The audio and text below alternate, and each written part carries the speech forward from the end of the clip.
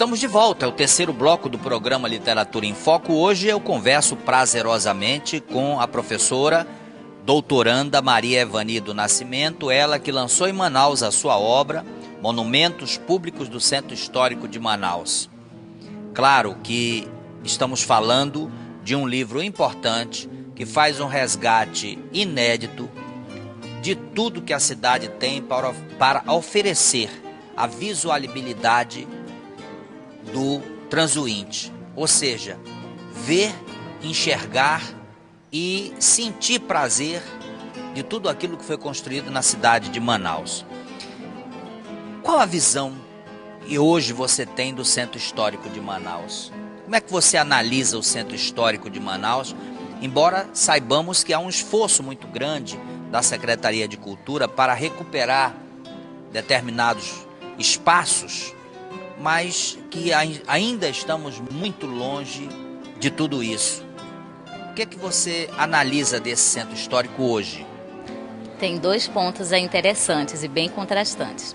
Em termos de realidade, quando a gente anda hoje pelo centro histórico, né, caminhando mesmo pelas ruas, o que a gente observa é um cenário assim, de total abandono, né? Há muito lixo, isso já foi constatado em várias pesquisas de turistas, que é uma das principais coisas que reclamam, mas a população também sente isso.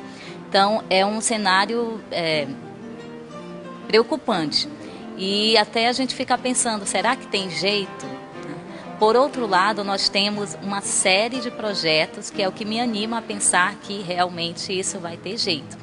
Porque nós temos aí projetos na esfera municipal, estadual e federal, né? O último foi anunciado agora do Parque Cidades Históricas, com financiamento para toda essa área do centro histórico.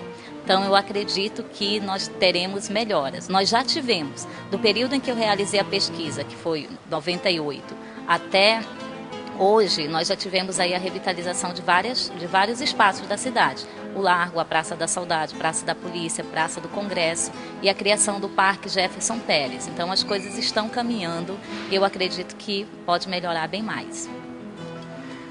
Você fala do Parque Jefferson Pérez e eu imediatamente me transporto para o outro lado.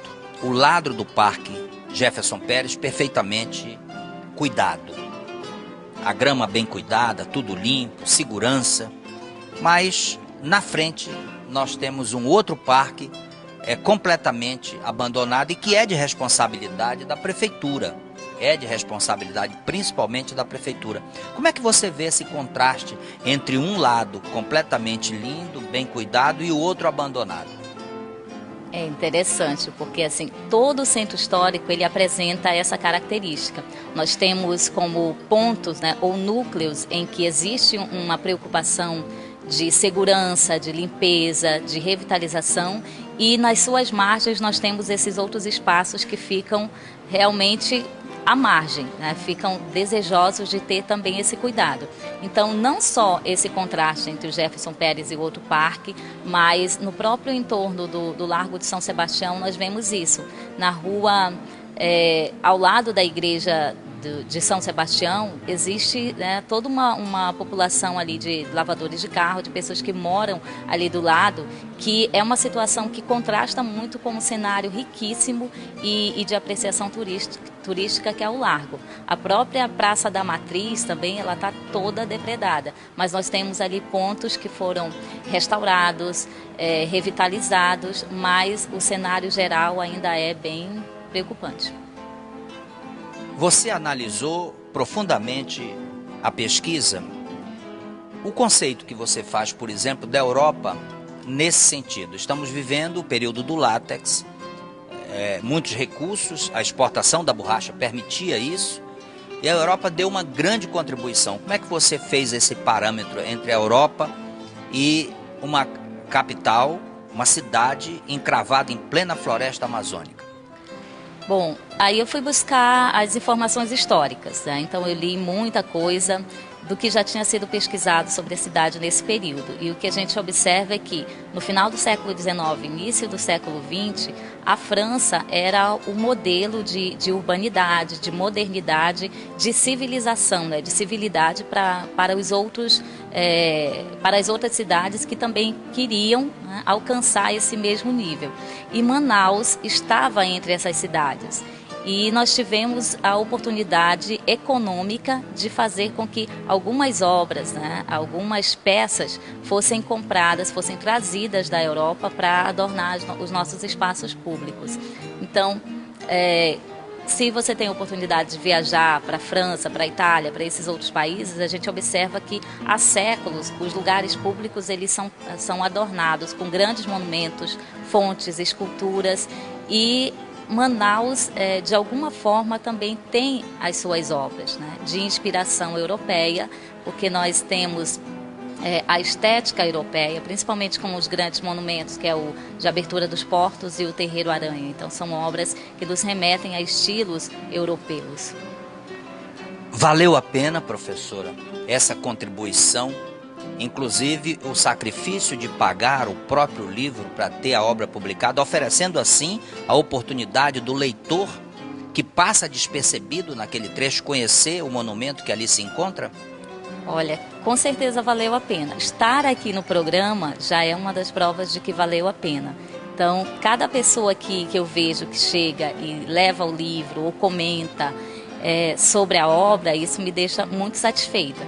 Agora, eu ainda gostaria que a obra chegasse nas escolas, porque todo o conteúdo dela está extremamente didático e seria uma forma, né, dos professores trabalharem com os alunos esse conhecimento da história, né, essa visão um pouco maior de que o espaço público ele pode servir também como conteúdo de sala de aula. Tá certo. Professora Maria Evani do Nascimento, foi um prazer enorme trazer a sua obra a conhecimento do nosso telespectador, e agora a senhora tem a oportunidade de se despedir. Então, eu agradeço, né, a oportunidade de falar um pouquinho desse trabalho que nasceu em 97 como um projeto de iniciação científica e que é um filho, né, que eu abracei durante esses mais de 10 anos de pesquisa, continuo pesquisando sobre o centro histórico e com todos os problemas que a nossa cidade tem, especialmente essa área importante da cidade, não tem como não me sensibilizar, não continuar pesquisando e tentar contribuir, né, de alguma forma para que esse centro da cidade seja um espaço bom, seja um espaço agradável para os moradores e para as outras pessoas que venham de fora também. Agradecemos mais uma vez a presença da professora Maria Evani e me despedimos de você na certeza de que vamos nos encontrar na próxima semana com um novo livro produzido na Amazônia para você de todo o Brasil. Mas você pode continuar conosco nas nossas redes sociais. Você pode falar conosco, fazer sua crítica, perguntar sobre a obra e nós vamos te atender. Obrigado pela tua audiência, pela tua companhia e renovo o convite para estarmos juntos na próxima semana. Até lá!